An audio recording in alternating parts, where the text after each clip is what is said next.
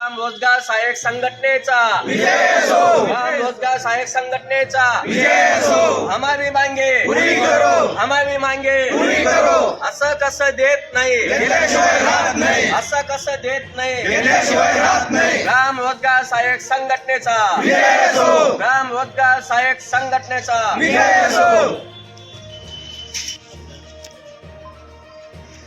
आज आम्ही पाचोरा येथील तालुकास्तरीय ग्राम रोजगार सहाय्यक संघटनेच्या बैठकीमध्ये असं ठरवलं. बैठक ही जिल्हाध्यक्ष सुरेश पाटोळे यांच्या अध्यक्षतेखाली नियोजित करण्यात आली आणि त्या माध्यमातून आम्हाला मागील काळात महायुती सरकारने 3 ऑक्टोबर 2024चा जो GR काढण्यात आलेला आहे, त्या GRची गेल्या 17 महिन्यापासून अजून अंमलबजावणी झालेली नाही.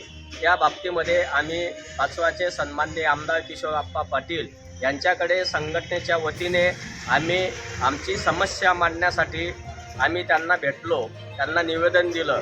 त्या अंती आमचे जे 3 ऑक्टोबर 2024चा जो फिक्स पेमेंटबाबत GR आहे त्याची तात्काळ अंमलबजावणी करावी. GR निघून 17 महिने झाले तरी त्याची अंमलबजावणी होत नाही.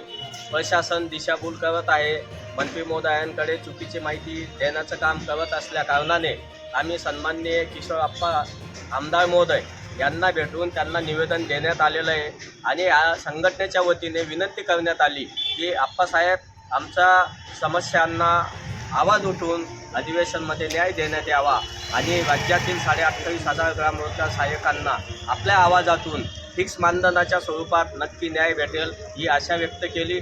आप्पासाहेबांनी आम्हाला आश्वासित केलं की मी येणाऱ्या अधिवेशनमध्ये आपल्या समस्यांबाबत नक्कीच एलिक्यू करणार आहे. आपले किती महिन्यापासून पेमेंट बाकी आहे शासनाकडून? आम्हाला फिक्स पेमेंटच्या GRनुसार आमचं पेमेंट हे गेल्या 17 महिन्यापासून प्रलंबित आहे. तरीसुद्धा आजपर्यंत आमच्या कुटुंबाचा विचार करून आमची दखल प्रशासनाने घेतलेली नाही. 17 महिन्यापासून आपलं पेमेंट झालेच नाही. झालेलंच नाही.